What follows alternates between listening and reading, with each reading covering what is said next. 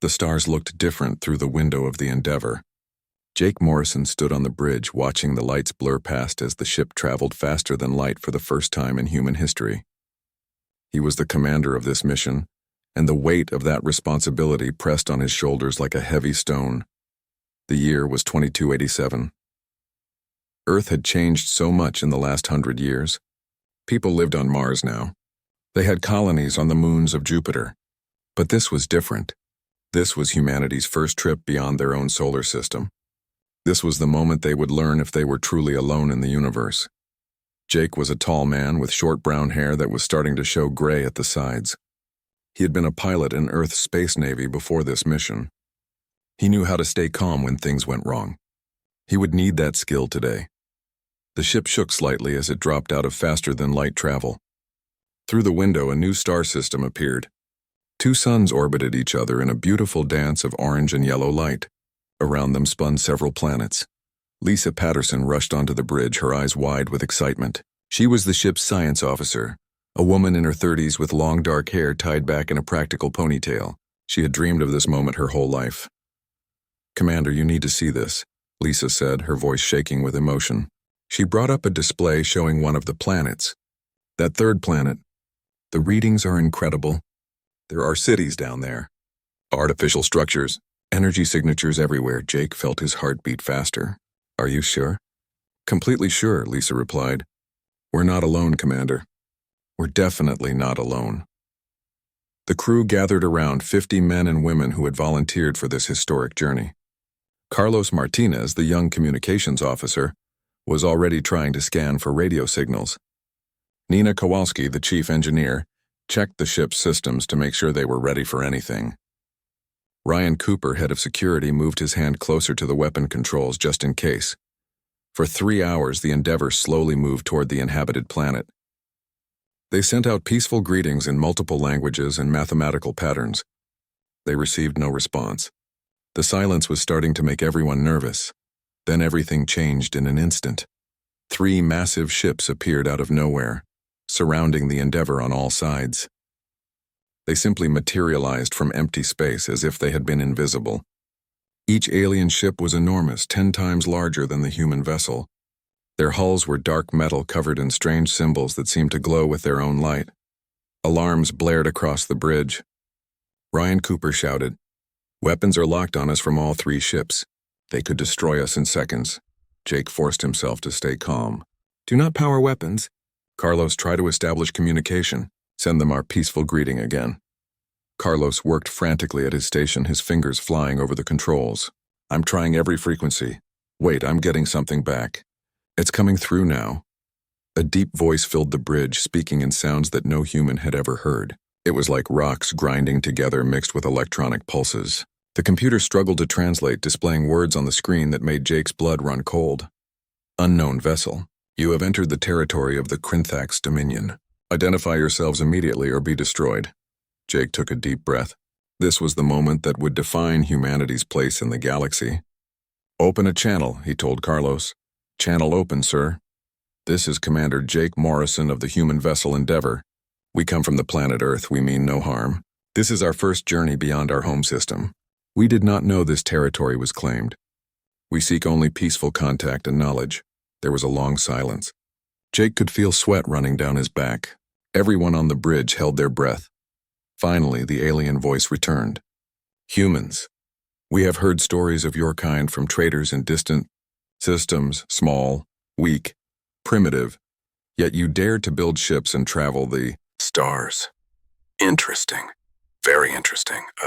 Video feed suddenly appeared on the main screen. Jake found himself looking at an alien being for the first time in human history. The creature was massive, at least 8 feet tall. Its body was covered in thick armored plates that looked like natural body armor. It had 4 powerful arms, each ending in 3-fingered hands. Its head was angular and fierce with eyes that glowed a deep red color. "I am Commander Vrex of the Krinthax Dominion," the alien said. The computer's translation was getting better, matching the words to the alien's mouth movements. "I lead this patrol fleet. You are fortunate, humans. On any other day, I would simply destroy your ship for trespassing. But I am curious about your species." Jake tried to keep his voice steady. We apologize for the intrusion. If you will allow us, we will leave your territory immediately. Vrex made a sound that might have been laughter. Leave? No, that would be too simple. I have a better idea. The Krinthax have a tradition. When we encounter new species, we test them. If they prove worthy, they earn our respect. If they fail, they become our property. Your ship, your crew, everything you have. Lisa whispered urgently. Commander, we can't fight them. Their weapons technology is far beyond ours. Jake knew she was right. Running was not an option either. The alien ships could probably catch them easily. He looked around at his crew. They were scared, but they trusted him to make the right choice. What kind of test? Jake asked Vrex. The alien commander's red eyes seemed to gleam with interest.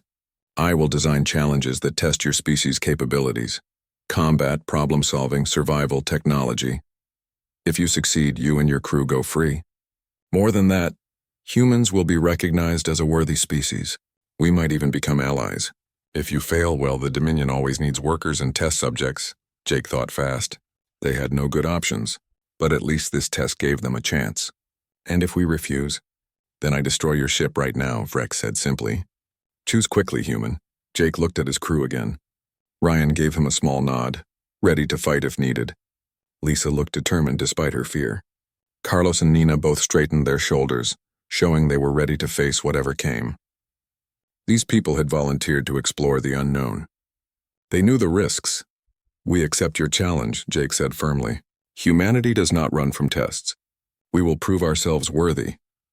Vrex showed his teeth in what might have been a smile. Good, I hoped you would say that. Warriors respect courage, even in smaller species. Prepare yourselves, humans. In 1 hour, you will be transported to my flagship. There, your trials will begin. I suggest you use this time wisely. The screen went dark. The alien ships remained around them, waiting and watching. Jake called an emergency meeting in the conference room. All department heads gathered quickly. The mood was tense but focused. All right, people, Jake began. Here's our situation.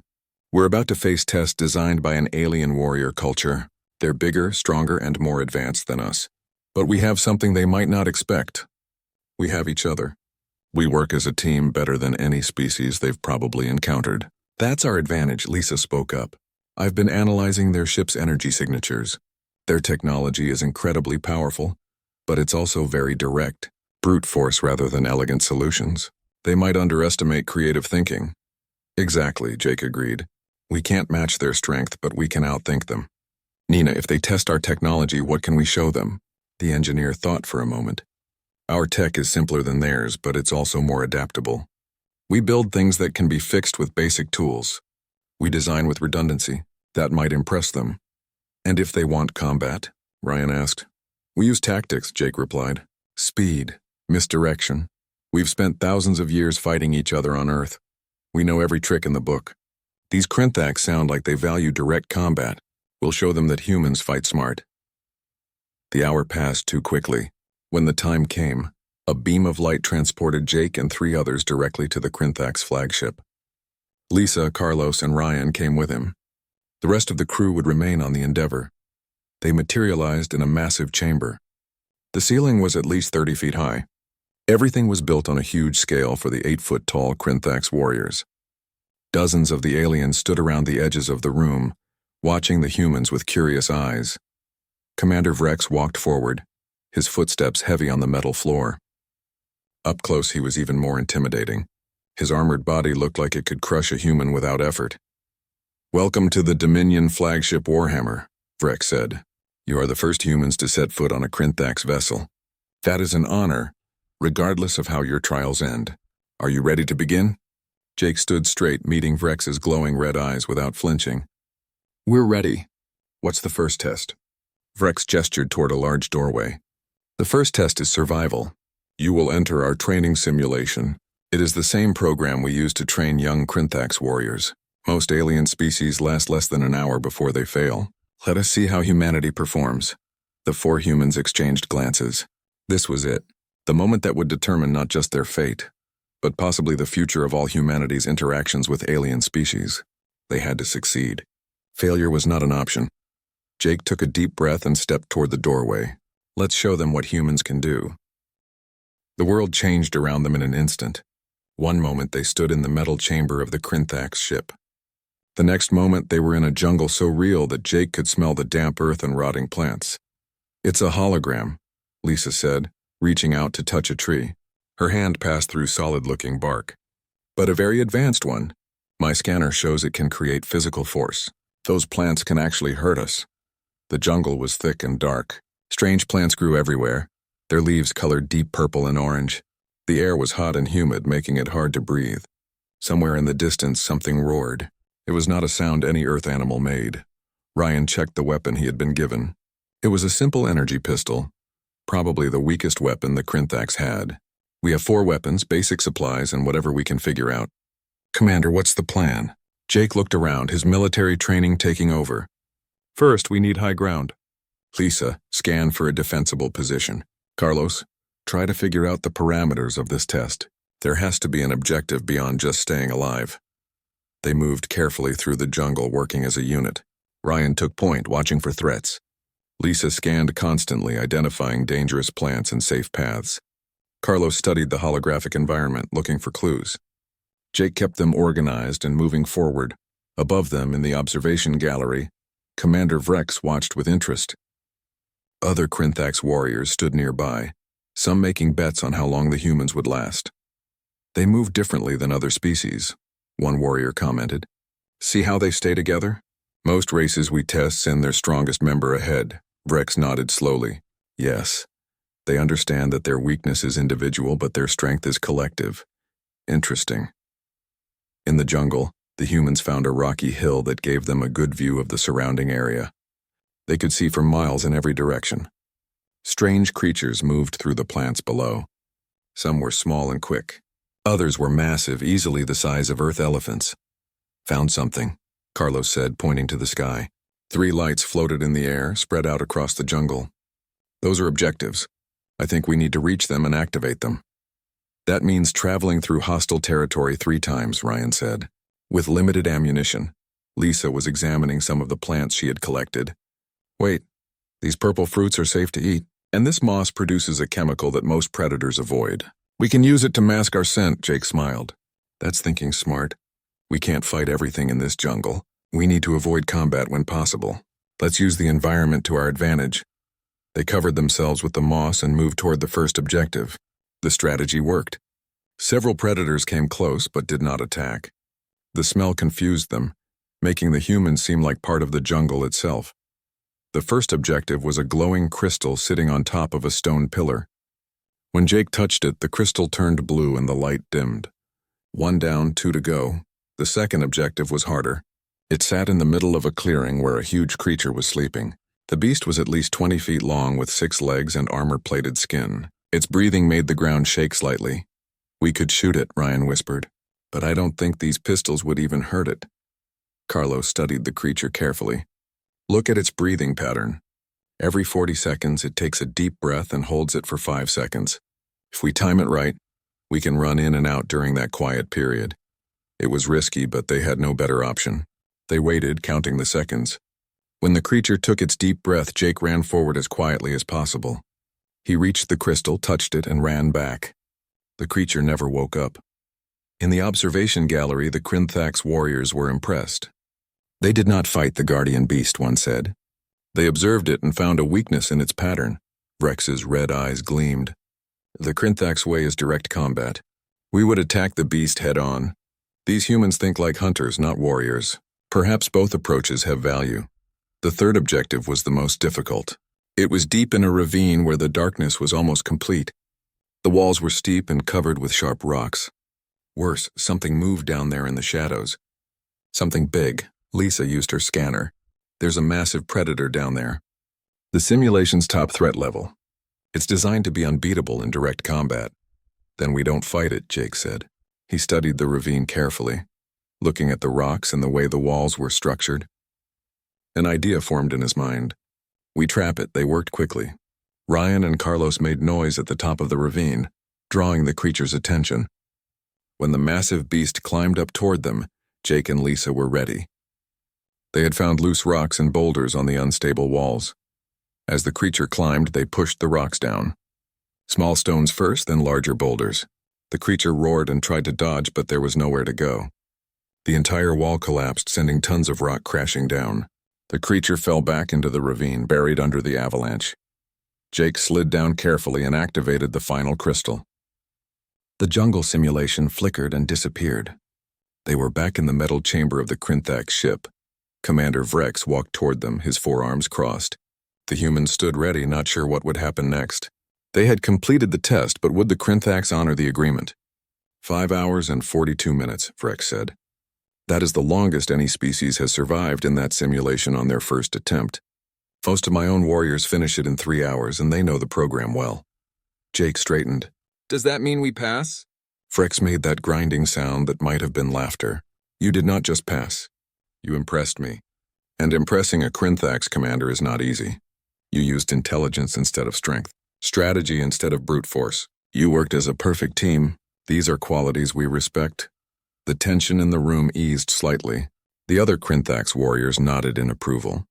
Some even made sounds that might have been cheering. However, Vrex continued, one test is not enough. You have proven you can think and survive. But can you create? Can you innovate? That is the next challenge. He led them to another section of the ship, a massive engineering bay. Krinthax engineers worked on various projects, their tools and equipment humming with power. The scale of everything made the humans feel tiny. This is our power distribution system, Vrex explained, gesturing to a complex array of conduits and generators. It works well, but it could be better. We have tried many improvements, but all have failed. Your human engineer will attempt to increase efficiency by at least 5%. She has 4 hours. If she succeeds, you continue. If she fails, well, perhaps the first test was just luck. A transport beam brought Nina from the Endeavor. She arrived looking nervous but determined. When she saw the Krinthax power system, her eyes went wide. That's incredible technology, she whispered. Way beyond anything we have on Earth. Can you do it? Jake asked quietly. Nina studied the system for several minutes, her engineering mind working through the problem. Maybe. Their technology is powerful, but it's also very complicated. Every system has redundancy on top of redundancy. It makes it stable but inefficient. If I simplify some pathways using basic engineering principles, I might be able to improve flow. The Krinthax engineers watched with skeptical expressions. One of them, a massive alien named Torquay, approached Nina. You think you can improve Krinthax engineering? We have worked on this system for years. Nina did not back down. Different perspective. Sometimes fresh eyes see things that familiar eyes miss. May I try? Torque gestured toward the system. Try. When you fail, perhaps you will show proper respect. Nina worked steadily, using tools that were designed for hands twice the size of hers. She traced power flows, identified bottlenecks, and found places where the complex system was actually fighting against itself. Then she started making careful modifications. The humans watched nervously. The Krinthax watched with growing interest. Vrex stood with his arms crossed, his red eyes never leaving Nina's work. 3 hours passed. Nina was covered in sweat, her hands steady despite her obvious exhaustion. Finally, she stepped back. That's everything I can do. Commander Vrex, would you like to test it? Vrex nodded to Torka. The Krinthax engineer ran the diagnostic programs, his expression growing more surprised with each reading. This is impossible, he muttered. What's the result? Vrex demanded. Torque looked at Nina with something like respect in his eyes. 12% efficiency improvement. She did not just meet the challenge. She exceeded it by more than double. The engineering bay erupted in surprised chatter. Krinthax engineers crowded around the displays, checking the readings for themselves. They could not deny the results. Vrex approached Nina. For a moment, the huge alien just stared down at the small human engineer. Then he placed one of his massive hands gently on her shoulder. You have done what our best engineers could not. You looked at our technology with new eyes and found solutions we missed. This is a valuable gift. He turned to face all the humans. Your species has proven itself twice now. You think differently than we do. You solve problems in ways we would not consider. Perhaps the galaxy needs this different perspective. Does this mean the trials are over? Jake asked. Vrex shook his head. No, but you have earned something more valuable. The alarm shattered the quiet night aboard the Krinthax flagship. Jake woke instantly, his military training kicking in. Red lights flashed throughout the corridor outside his quarters. Somewhere, a deep horn was blowing a warning pattern. He found the others in the hallway, all looking confused and worried. A Krinthax warrior rushed past them, heading toward the bridge. Jake grabbed his arm. What's happening?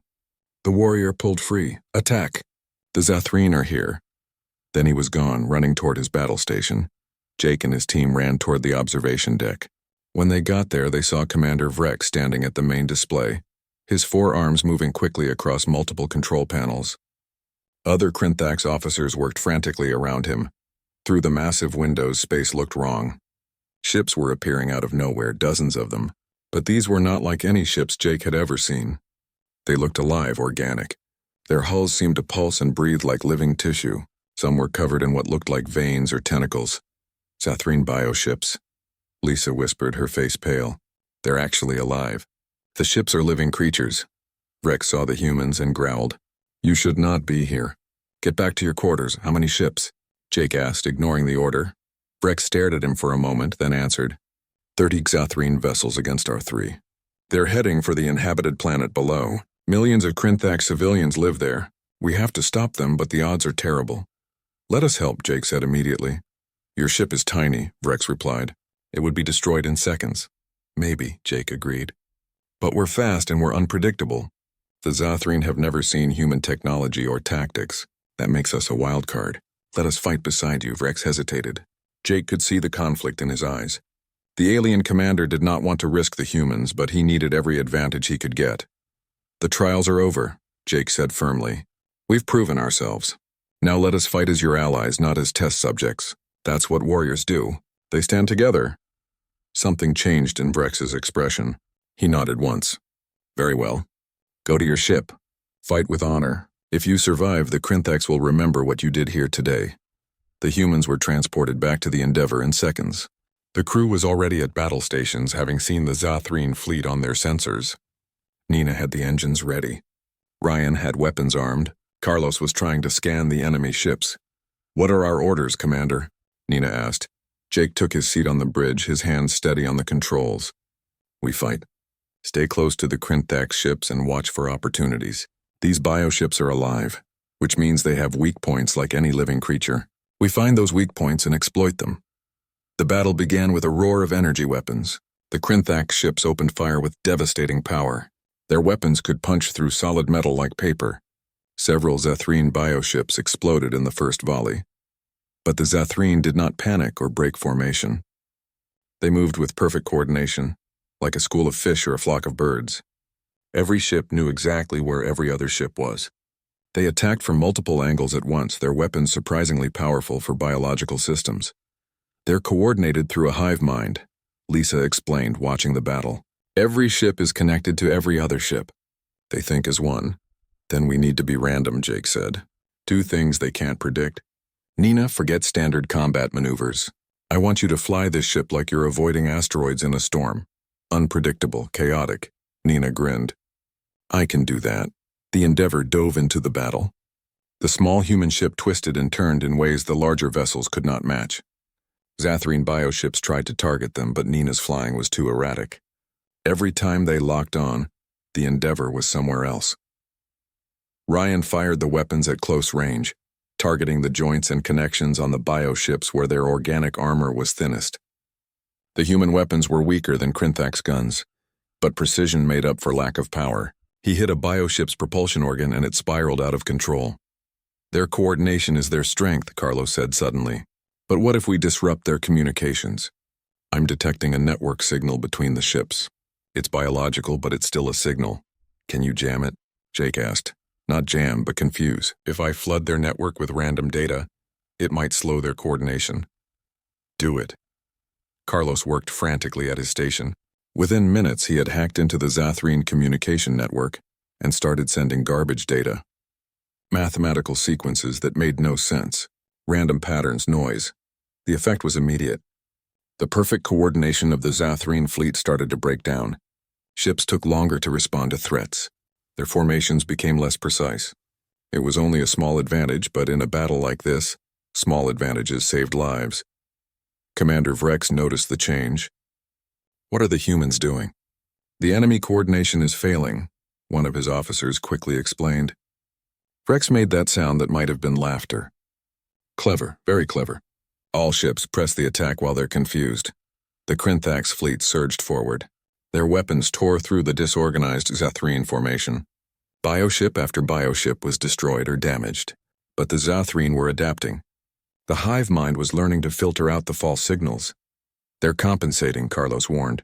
My trick won't work much longer. Nina had another idea. Commander, I noticed something. These bioships regenerate damage, but that regeneration requires energy. What if we make them use more energy than they can replace? How? Jake asked. Our shields operate on a rotating frequency.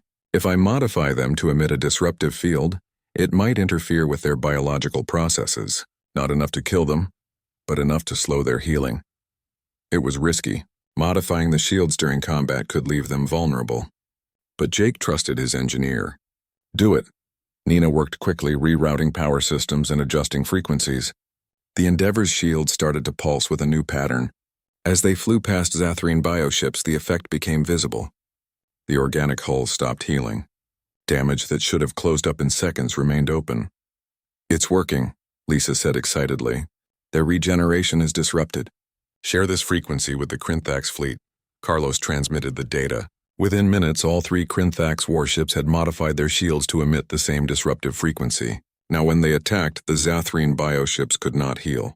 The tide of battle was turning, but victory came at a cost. One of the Krinthax ships took heavy damage. Its hull breached in multiple places. Several Zathreen bioships broke through the defensive line and headed toward the planet below. They're going after the civilians, Ryan said. Jake did not hesitate. Nina, intercept course. Maximum speed. The Endeavor raced toward the planet. They caught up with the Zathreen ships in the upper atmosphere. 4 bioships against 1 small human vessel. The odds were terrible, but Jake had no choice. Ryan, target their propulsion systems.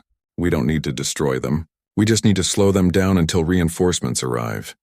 The Endeavor dove and weaved through the Zathreen formation. Ryan's aim was perfect. He hit one bioship's propulsion organ, and it began to fall toward the planet uncontrolled. Then another. The remaining 2 turned their attention to the human ship. Energy weapons slashed through space. The Endeavor's shields held, but barely. Warning alarms blared across the bridge. They could not take many more hits. Then Vrex arrived. His flagship dove from above, its weapons blazing. The 2 Zathreen bioships were caught in a crossfire between the human ship and the Krinthax warship. They lasted less than a minute. Jake slumped in his chair, breathing hard. Around him, his crew was doing the same. They had survived, but it had been close. Vrex's voice came over the communication channel. Human vessel Endeavor, your courage saved countless lives today. The civilians below owe you their survival. The Krinthax Dominion owes you a debt. Jake managed a tired smile. We're allies now. That's what allies do. When the battle was finally over, 14 Zathreen bioships were destroyed and the rest had fled into hyperspace. The Krinthax had lost 1 ship and suffered heavy damage to the others. But the planet was safe. That evening, Vrex transported to the Endeavor personally. It was the first time he had visited a human ship. He had to duck to avoid hitting his head on the ceiling, but he did not complain. I came to thank you, the huge alien said, and to offer something. The Dominion High Council has requested your presence. They wish to meet the humans who fought beside us. They wish to discuss an alliance. Jake stood and offered his hand. Vrex looked at it curiously, then carefully wrapped one of his massive hands around Jake's. It was a human handshake, a gesture of friendship and respect. We would be honored to meet your council, Jake said. Humanity has a lot to learn about the galaxy, and maybe we have some things to teach as well. Vrex's red eyes gleamed with something that might have been pride. Yes, I believe this is the beginning of something important. The Krinthax have fought alone for too long. Perhaps together we can do what neither species could do alone. As Vrex left the ship, Lisa stood beside Jake. Do you think Earth is ready for this? An alliance with aliens? A war against a hive mind that's been conquering the galaxy? Jake watched the stars through the window. Somewhere out there, the Zathreen collective was regrouping. Somewhere. Earth looked like a blue and green jewel hanging in the darkness of space. Jake Morrison had seen this view 100 times, but today it felt different. Today, he was not returning home alone. Behind the Endeavor flew a massive Krinthax diplomatic vessel, following them into humanity's home system. The communication channels were filled with frantic messages. Earth's defense forces had detected the alien ship. Panic spread across the planet. People thought it was an invasion. Jake had to calm them down quickly. "Earth Control, this is Commander Morrison," he said into the radio. "The alien vessel is friendly." "I repeat, friendly. They are ambassadors from the Krinthax Dominion. We have established first contact and they come in peace." There was a long pause. Then a familiar voice responded. It was Admiral Helen Brooks, head of Earth Space Defense. "Jake, is that really you? We thought you were lost." "The Endeavor has been gone for 6 months. We're alive, Admiral. And we have a lot to tell you. But first, please stand down all weapons. The Krinthax are our allies. They saved our lives." Another pause. Jake could imagine the chaos at Earth Control. The first alien contact in human history.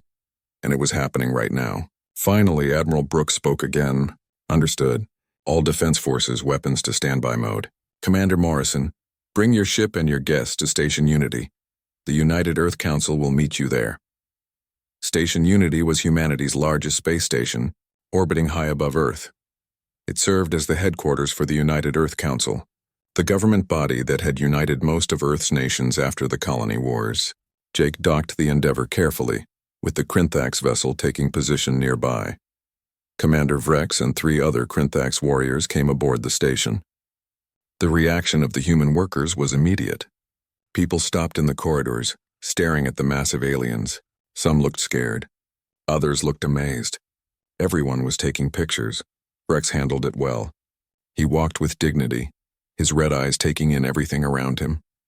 "Your station is well designed," he told Jake. "Practical, efficient. These are good qualities." The United Earth Council chamber was a large circular room with seats for representatives from every major nation. Today all the seats were filled. World leaders watched nervously as the Krinthax entered. Vrex had to duck through the doorway, and even then his head nearly touched the ceiling. Jake stood at the center of the room and gave his report. He told them everything. The first encounter, the trials, the battle against the Zathreen, the alliance offer from the Krinthax Dominion. When he finished, the chamber erupted in discussion. Some council members were excited about the opportunity. Others were worried about getting involved in an alien war. A few were suspicious of the Krinthax intentions. The argument went on for hours. Finally, Vrex asked permission to speak. The chamber fell silent. The huge alien warrior stood and faced the human leaders. When he spoke, his words were translated by Carlos Martinez, who had become quite good at understanding Krinthax language. "Leaders of Earth," Vrex began, "I understand your fear. The galaxy is dangerous. The Zathreen are powerful. You wonder why you should risk your people in a war that is not yours. I will tell you why. Because the Zathreen do not stop. They expand constantly, absorbing every species they encounter into their collective mind. They have no mercy, no negotiation. Eventually they will reach Earth. When that day comes, you will face them alone or with allies. The Krinthax offer you the second choice." He paused, letting his words sink in. "But this alliance is not just about fear. It is about what we can achieve together. Your species thinks differently than ours. You solve problems in ways we never considered. In one day of combat, your crew showed us new tactics that we had not discovered in 1,000 years of war. Imagine what we could accomplish if our species worked together for years, for generations." The council members listened carefully. Vrex continued. "The Krinthax offer you technology, faster ships, better weapons, access to trade routes across multiple systems. In return, we ask for your knowledge, your creativity, your unique perspective, and yes, we ask that you stand with us against the Zathreen threat. But understand this, we do not ask you to fight our war. We ask you to help us fight our war together." There is a difference. When Vrex sat down, the mood in the chamber had shifted. The debate continued, but now it was more practical. How would the alliance work? What would Earth contribute? What would they receive? It took 3 days of negotiations. Jake and his crew helped translate not just words but concepts and cultural differences. Lisa Patterson explained human biology and Earth's ecosystem to fascinated Krinthax scientists. Nina Kowalski discussed engineering principles with Krinthax technical experts. Ryan Cooper compared combat tactics with Krinthax warriors. Finally, an agreement was reached. Earth would join the Krinthax Dominion as an allied species, not as subjects. They would share technology and knowledge. Earth would contribute ships and personnel to the defense against the Zathreen. but Earth forces would remain under human command. In return, the Krinthax would help defend Earth and its colonies, and would provide access to advanced technology. The signing ceremony was broadcast across Earth and throughout the Krinthax territories. It was a historic moment, two species from different worlds working together for mutual benefit. But Vrex had a bigger plan. He called Jake to a private meeting in his quarters aboard the Krinthax vessel. "The alliance between Krinthax and humans is good," Vrex said, "but it is not enough. The Zathreen are too strong. We need more allies. There are other species in this region of space. Most have remained neutral, afraid to take sides. But humans might be able to change that." Jake listened carefully.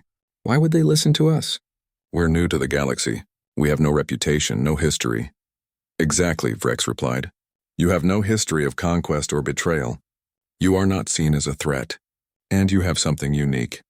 The ability to understand different perspectives. The Krinthax are warriors. We solve problems with strength. But you humans have diplomats, negotiators, people who find common ground. That is what we need now." Jake thought about it. Vrex was right. Humanity's strength was not in military power or advanced technology. It was in their ability to work with others, to find solutions that benefited everyone. "Which species should we approach first?" Jake asked. Vrex brought up a star map. Several systems were highlighted. The Selenar Confederacy.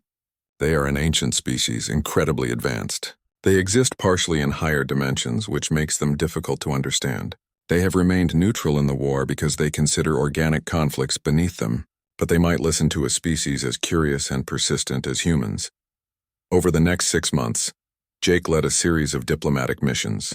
He traveled with a mixed crew of humans and Krinthax, visiting alien worlds and making contact with species that had never met humans before. The Selenar were as strange as Vrex had described. They appeared as floating crystals of pure energy, their voices like wind chimes. Lisa Patterson led the negotiations with them, her scientific knowledge helping her understand their unique perspective on reality. Eventually, she convinced them that the Zathreen hive mind threatened all forms of consciousness, not just organic life. The Vorkin were a species of traders who traveled in massive city ships. They were small, quick-moving creatures who valued information above all else. Carlos Martinez impressed them by learning their complex language in just 3 weeks. The Vorkin agreed to join the alliance, offering their intelligence networks and trade connections. The Talreth were warriors like the Krinthax, but they valued speed and agility over raw strength. Their ships were fast and deadly. Ryan Cooper challenged their champion to a combat simulation and won through clever tactics, earning their respect. The Talreth pledged their fast attack fleets to the alliance. The Ularan came from a high-gravity water world. They were massive aquatic beings who had developed incredible shield technology to survive in their harsh environment. Nina Kowalski worked with their engineers, sharing human designs for efficient power systems. Impressed by her knowledge, the Ularan agreed to contribute their superior defensive technology to the alliance. After a year of diplomatic work, 6 species had agreed to join what they called the Pact of Worlds, a formal alliance dedicated to stopping Zathreen expansion and promoting cooperation between species. The signing ceremony for the pact took place on a neutral space station. Leaders from all 6 species gathered. It was the largest gathering of different alien species in galactic history. Jake Morrison stood with Commander Vrex, watching as the leaders signed the agreement. "We did it," Jake said quietly. "We actually did it," Vrex nodded. "You did it. The Krinthax could not have brought these species together. We are too direct, too focused on strength. But you humans have a gift for finding what others have in common. You see connections where we see only differences." "What happens now?" Jake asked. "Now we prepare for war," Vrex replied. "The Zathreen will not ignore this alliance. They will see it as a threat. They will attack, probably with more force than we have ever seen. We need to be ready." Back on Earth, Jake's prediction came true sooner than expected. Intelligence reports from Vorkin traders brought terrible news. A massive Zathreen fleet was gathering. Not just any fleet. The solar system had become a fortress. In the 3 months since they learned about the Zathreen attack, humanity and its allies had worked without rest. Space stations bristled with weapons. The asteroid belt was filled with mines and automated defense platforms. Every ship that could fly had been armed and crewed. Jake Morrison stood on the bridge of the Unity, the new flagship of the combined human-alien fleet. The ship was a marvel of engineering, built using technology from all the packed species. Krinthax weapons, Oleran shields, Talreth engines, human coordination systems. It was proof of what the Alliance could create when they worked together. Around him, the command crew included both humans and aliens. Carlos Martinez still handled communications. Lisa Patterson coordinated the science teams. Ryan Cooper led tactical operations. Commander Vreck served as second in command, his experience in combat invaluable. All ships report ready, Carlos announced. Human fleet, Krinthax battle groups, Talreth squadrons, Ularan defensive line. Everyone is in position. Jake looked at the tactical display. They had 87 ships total. It was the largest fleet Earth had ever assembled, but the Zothreen were bringing 200 bioships. The odds were not good. They will come soon, Vreck said, his red eyes studying the stars. The Zothreen know we are ready. They will not wait and give us more time to prepare. He was right. Minutes later, sensors detected the hyperspace jump signatures. 200 Zothreen bioships emerged from the darkness at the edge of the solar system. They moved forward in perfect formation, a living wall of hostile intent. All ships, battle stations, Jake ordered. His voice was calm, but his heart was racing. This was it, the battle that would decide humanity's future. Remember the plan. Hit them hard at the outer edge, fall back to the second defense line, then the third. We make them fight for every inch of space. The Talreth fast attack ships moved first. They were the quickest vessels in the fleet, designed for hit-and-run tactics. They raced toward the Zothreen formation, fired their weapons, and retreated before the bioships could respond effectively. It was like watching wasps attacking a larger predator, stinging and dodging. The Zothreen adapted quickly. Their hive mind learned from each attack, adjusting their formation to protect vulnerable spots. But every adaptation took time, and time meant the Talreth could hit somewhere else. When the Zothreen reached the asteroid belt, the second phase began. Mines exploded among their ships. Automated defense platforms opened fire. The bioships pushed through, but they were taking damage faster than they could regenerate. The main battle line met them near Mars. Krinthax warships and human vessels fought side by side, their combined firepower tearing through the Zothreen formation. Ularan shield generators created defensive barriers that protected damaged ships, giving them time to retreat and repair. But the Zothreen kept coming. Their coordination was perfect. Every time a bioship was destroyed, the others adjusted instantly. They learned from every tactic, adapted to every strategy. This was what made them so dangerous. They were not just an army.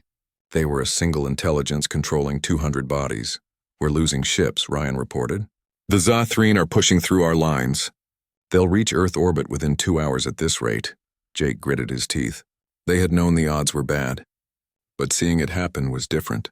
He watched as another human frigate exploded, its crew lost. Good people fighting to protect their homeworld. Commander, Lisa said urgently, I think I found something. Remember how Carlos disrupted their coordination in the first battle? I've been studying the Zothreen hive network more carefully. The bioships communicate through quantum-entangled neurons, but there has to be a central processing node where all the information comes together. If we could disrupt that node, the entire collective might lose coordination. Can we find this central node? Jake asked. Carlos was already working on it. I'm scanning their network now. There, that bioship at the center of their formation. It's broadcasting on all frequencies. That must be the command vessel. Vrex studied the tactical display. It is protected by at least 50 other ships. We cannot fight through that many vessels, not with our current forces. Then we don't fight through them, Jake said, an idea forming in his mind. We go under them.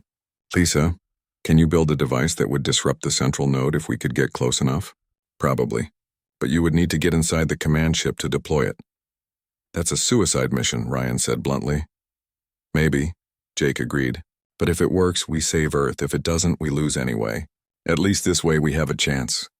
Lisa, build the device. Carlos, find me a way to get past their defenses. Ryan, I need a strike team. Volunteers only. Within an hour, they had a plan. They would use a captured Zothreen scout ship from a previous battle. Nina had reprogrammed its biological systems to respond to human control. The hive mind would not recognize it as hostile until it was too late. The strike team included Jake, Lisa, Ryan, and 3 Krinthax warriors led by Vrex. The alien commander refused to let Jake go alone. "Warriors fight together," he said simply. "If this is to be our last battle, then I will face it beside my friend." They launched from the Unity and the stolen bioship. The vessel felt wrong, its organic controls pulsing under their hands like living flesh. But it worked. They slipped through the Zothrine formation, the hive mind not recognizing the ship as an enemy. When they reached the command ship, they docked using the bioship's natural connection ports. Then they entered the massive vessel, weapons ready. Inside the command ship was like entering a nightmare. The corridors were not built but grown, walls of flesh and neural tissue. Everything pulsed with a sickly bioluminescent light. The air was thick and hard to breathe. They moved quickly, following Carlos's directions transmitted from the Unity. The central node was deep inside the ship, in a chamber that served as the brain of the entire Zothrine fleet. Zothrine drones attacked them in the corridors. The strike team fought their way forward, losing 1 Krinthax warrior to the bioweapons of the enemy. But they kept moving. They had to reach the central node. When they finally reached the neural chamber, it was like stepping into a living computer. Massive organic processors filled the space, connected by thousands of neural pathways. In the center, a giant brain-like structure pulsed with activity. This was the mind controlling the entire fleet. "This is it," Lisa said, pulling out the disruption device. It was small, barely larger than a football. But if her calculations were correct, it would send a cascade of interference through the entire neural network. She placed the device at the base of the central processor and activated it. Immediately, the ship began to shake. Alarms sounded, a wailing screech that hurt their ears. "Run!" Jake shouted. "We have 30 seconds before this whole ship realizes what we did." They ran back through the corridors. Behind them, the neural tissue began to convulse. The disruption was spreading through the ship's systems. More Zothrine drones appeared, but these moved erratically, confused by the failing hive connection. They made it back to their bioship just as the disruption device reached full power. Through the ship's sensors, they could see the effect. All across the Zothrine fleet, bioships were losing coordination. They drifted, confused, no longer moving as one unified force. "It worked," Carlos's voice came through the radio. "The hive mind is fragmenting. Their coordination is gone. All packed ships attack now while they're vulnerable." The Unity and the rest of the fleet surged forward. Without coordination, the Zothrine bioships were easy targets. Ship after ship was destroyed. Some tried to flee, but the Talreth fast attack vessels chased them down. The strike team escaped the command ship seconds before it exploded. They flew back to the Unity through a battlefield that had turned from desperate defense to decisive victory. When the battle finally ended, over half the Zothrine fleet had been destroyed. The survivors jumped to hyperspace, fleeing in panic. Earth was safe. On the bridge of the Unity, Jake collapsed into his chair, exhausted. Around him, the crew was celebrating, humans and aliens together, cheering their victory. Rex placed one of his massive hands on Jake's shoulder. "You did it, my friend. You saved your world, and you dealt the Zothrine their first major defeat in a century." Jake looked at the alien warrior who had become his closest ally. "We did it, all of us. That's the point of the pact. None of us could have won this alone, but together we're strong enough to face anything." Through the window, Earth hung in space, beautiful and untouched. Humanity's homeworld had survived its first major alien threat. But Jake knew this was just the beginning. The Zothrine would return. Other threats would emerge. The galaxy was vast and full of dangers, but humanity was not alone anymore. They had allies. They had friends. They had proven themselves worthy of a place among the stars, and whatever challenges came next, they would face them together. 6 months had passed since the battle for Earth. The solar system was still recovering from the conflict. Damaged ships were being repaired. New defensive platforms were being built. The scars of war would take years to fully heal, but something remarkable was happening. All across human space, people were no longer looking at the stars with fear. They were looking up with hope and curiosity. They had faced the worst the galaxy could throw at them and survived. Now they wanted to explore, to learn, to grow. Jake Morrison stood on the observation deck of Station Unity, watching the construction of new ships in the orbital yards. These were not just human vessels anymore. Each new ship incorporated technology from multiple packed species. They were symbols of the alliance that had saved Earth. Lisa Patterson joined him at the window. She had been promoted to Chief Science Officer for the entire pact, coordinating research between all member species. "Beautiful, aren't they?" she said, looking at the ships taking shape. "Yeah," Jake agreed. "Hard to believe it's only been 2 years since we left on the Endeavor. 2 years since we made first contact." "Everything has changed so fast," Lisa smiled. "Not everything has changed. Humans are still humans. We're still curious, still stubborn, still refusing to accept limits. That's what made us valuable to the Pact. That's what will keep us valuable." "Have you heard from the Vorkan Intelligence Network?" Jake asked. "Any news about the Zathrene?" Lisa's expression became more serious. "They're regrouping. The defeated Earth hurt them badly. For the first time in a century, the Zathrene Collective is questioning its strategy. They're analyzing what went wrong, how such primitive species managed to defeat them. How long before they try again? Years, probably. Maybe decades. The Zathrene are cautious.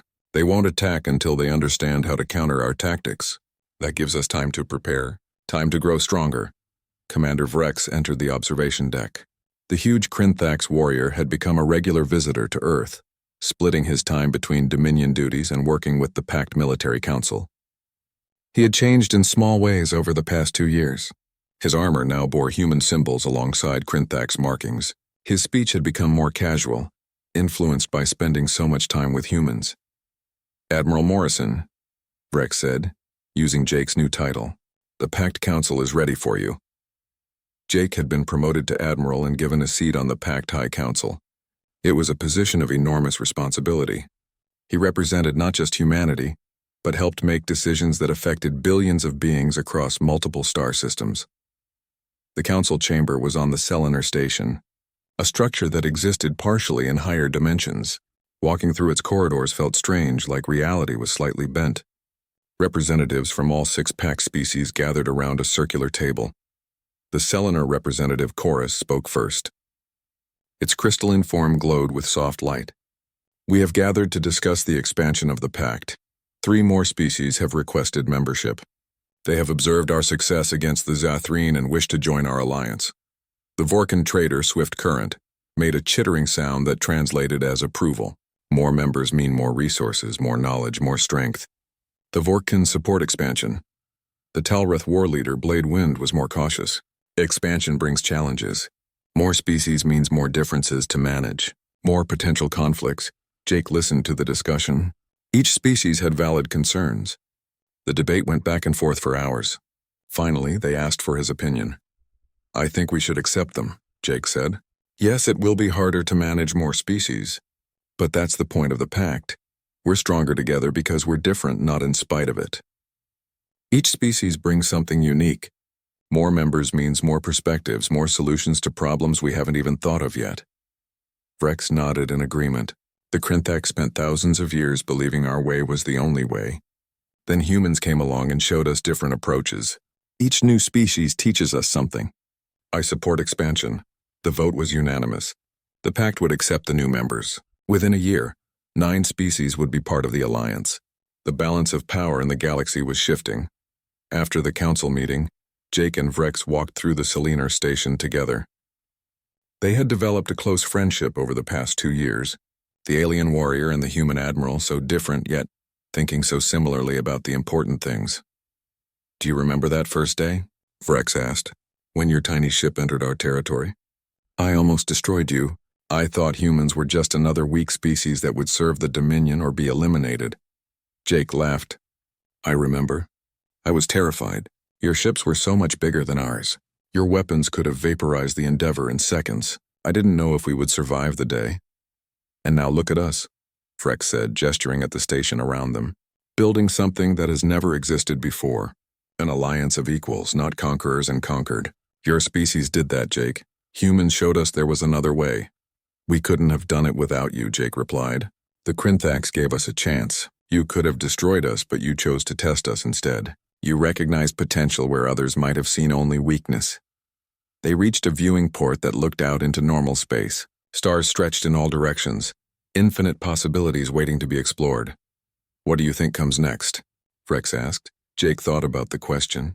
So much had happened in such a short time. Humanity had gone from believing they were alone in the universe to being key members of a galactic alliance.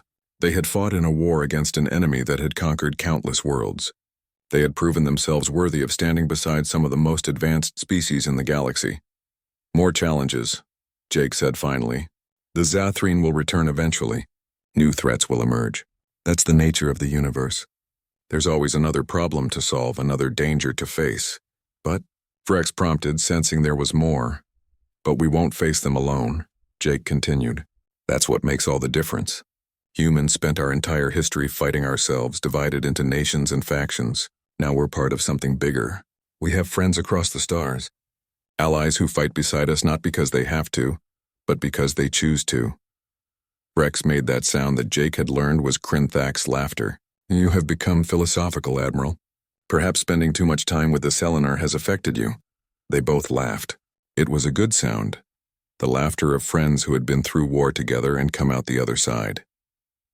Back on Earth, life was continuing. People went to work, raised families, pursued their dreams, but they did so knowing they were part of a larger community now. Children in schools learned about Krinthak's honor and Vorkan trade principles. Engineers studied Uluran shield technology and Talreth propulsion systems. Scientists collaborated with researchers from across the galaxy. Carlos Martinez had become Earth's ambassador to the Krinthak's dominion. He lived half the year on Krinthak's homeworld, teaching aliens about human culture and learning about theirs. He had become fluent in 4 alien languages and was working on a 5th. Nina Kowalski ran the Interspecies Engineering Institute, where human and alien engineers worked together on projects that would have been impossible for any single species. She had developed a reputation across the Pact as someone who could make anything work, no matter how incompatible the technologies seemed. Ryan Cooper led the Pact Special Operations Command, training elite warriors from all member species to work together as coordinated units. His methods combined human special forces tactics with Krinthak's strength and Talreth speed, creating teams that were more effective than any single species could field. Each of them had found their place in this new galactic community. Each was helping to build something that would last for generations. One evening, Jake returned to his quarters on Station Unity. He was tired but satisfied. The day had been full of meetings and decisions, the constant work of maintaining an alliance between very different species. But it was good work. Important work. He looked at the photograph on his desk. It showed the crew of the Endeavor on the day they left Earth, 2 years ago. They had been so young then, so unprepared for what they would find among the stars. They had expected to explore empty space, to document planets and collect scientific data. Instead, they had found a galaxy full of life. They had made first contact with beings so different from humans that communication seemed impossible. They had fought in battles that seemed unwinnable. They had helped forge an alliance that was changing the balance of power across multiple star systems, and through it all, they had stayed true to what made humanity special. Not superior strength or advanced technology, but adaptability, creativity, the ability to find common ground with others no matter how different, the refusal to give up even when the odds seemed impossible. Jake turned off the lights in his quarters and looked out at the stars one last time before sleep. Somewhere out there, the Zathrene were regrouping. Somewhere out there, new challenges waited. The universe was vast and full of dangers that humanity had not even imagined yet. But humanity was ready. Not because they were the strongest or the smartest, but because they had something more valuable. They had allies.